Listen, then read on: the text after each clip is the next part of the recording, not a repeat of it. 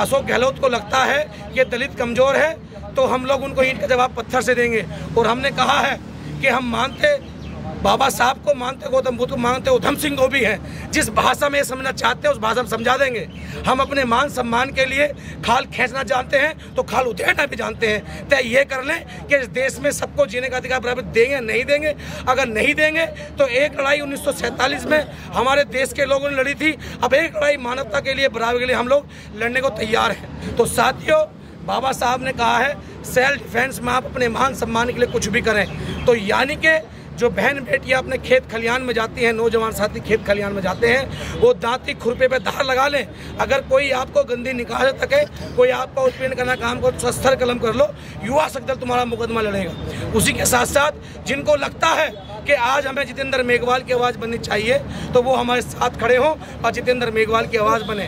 हम अपना ज्ञापन दे रहे हैं, लेकिन अगर इस ज्ञापन का एक्शन नहीं हुआ, उस परिवार को जो हमारी आर्थिक मांगे हैं 1 करोड़ रुपया उस परिवार को दिया जाए, उस परिवार को आजीवन सुरक्षा दी जाए, उस परिवार को सरकारी आवास शहर में दिया जाए, 20 बीघे जमीन दी जाए, उसके परिवार को एक सरकारी नौकरी दी जाए। अगर ये मांगे पूरी नहीं होती हैं तो हम फिर दोबारा आंदोलन जारी रखेंगे। और जो जो व्यक्ति उस आवाज़ बन रहे हैं जितेंद्र मेघवाल की, उन सभी साथियों को मैं धन्यवाद करता हूं, क्योंकि आज हमारा नेता कोई नहीं है। आज बस हमारा बाबा साहब का संविधान है, बाबा साहब हैं और वे अम्बेडकरवादी लोग हैं जो अपना समय निकाल करके अम्बेडकर मूवमेंट व मजदूर दबे कुचले की आवाज उठाते हैं। अशोक गहलोत मुर्दाबाद, मुर्दाबाद, मुर्दाबाद। अशोक गहलोत मुर्दाबाद, मुर्दाबाद, मुर्दाबाद। जितेंद्र के हत्यारों को फांसी दो, फांसी दो। जितेंद्र के हत्यारों को फांसी दो, फांसी दो।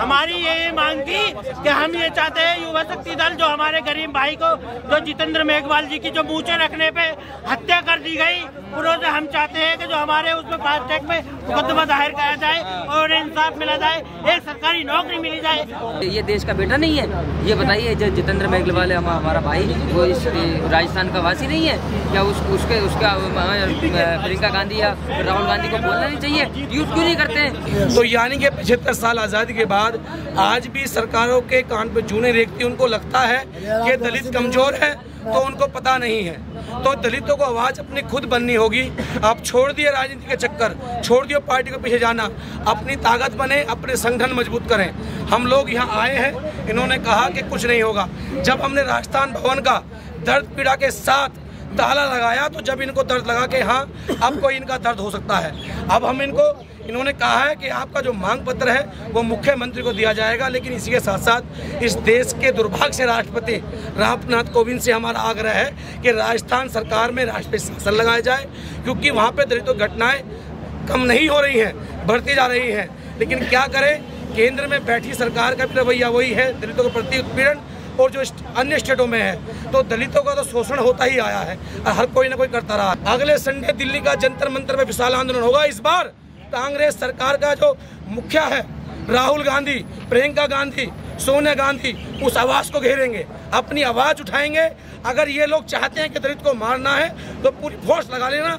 अगर 5 दिन के अंदर न्याय नहीं मिला तो हम मरने को तैयार हैं, लेकिन हम लोग आवाज को दबने नहीं देंगे। आज भी आप देख सकते हैं कोई भी नेशनल मीडिया नहीं आई है, मैनेज मीडिया नहीं आई है, इसलिए नहीं आए कि दलितों का मुद्दा है।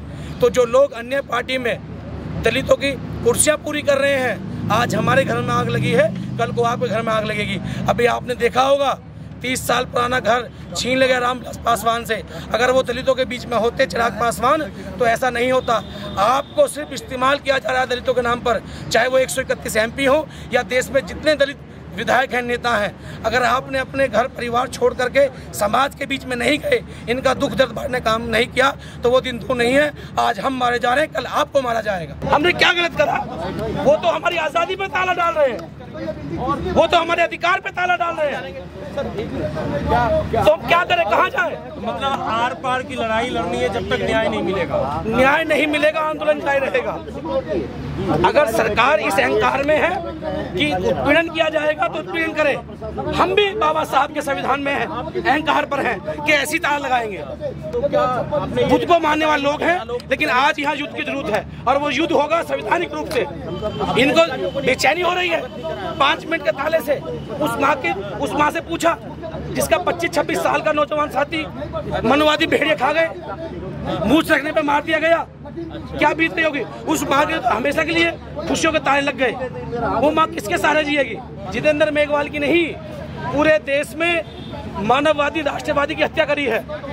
वो अपराधी नहीं था जितेंद्र मेघवाल, उसकी कोई जानी दुश्मन नहीं थी। वो उसकी गलती ये थी कि उसने मूछ रखी। तो अगर जो मूछ रखने पे ऐसे काम करते हैं उनके लिए फांसी होनी चाहिए, फास्ट ट्रैक कोर्ट में उनका मुकदमा चले। और उसके बाद वो जितेंद्र मेघवाल अकेला परिवार का सदस्य है। हमने वहाँ भी काम, यहाँ भी कह रहे हैं कि उस परिवार को आर्थिक मदद दी जाए, उसके परिवार को आजीवन सुरक्षा दी जाए। जब तक सरकार को ये डर नहीं होगा कि कहीं दलितों पर उत्पीड़न होगा तो उसके लिए आर्थिक मदद देनी पड़ेगी। और मैं तो कहता हूँ, नहीं और को भी दिया गया उत्तर प्रदेश में, आपको पता होगा तिवारी हत्याकांड। मैं तो पहले भी कहा कि यहाँ तो नाम देख करके, जाति देख करके इंसाफ दिया जाता है। तिवारी मरता है तो उसके लिए 1 करोड़ रुपया दिया जाता है, और जब कोई दलित मरता है, इस देश का मजदूर किसान मरता है, तो उसको न्याय नहीं मिलता, ना ही उसके लिए कोई आर्थिक मदद की जाती है। ये दोहरा चेहरा कब तक रहेगा? कब तक हम बर्दाश्त करें?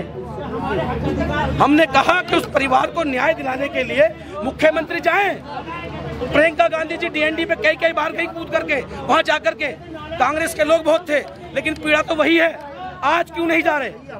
उनकी सरकार है वहां पर।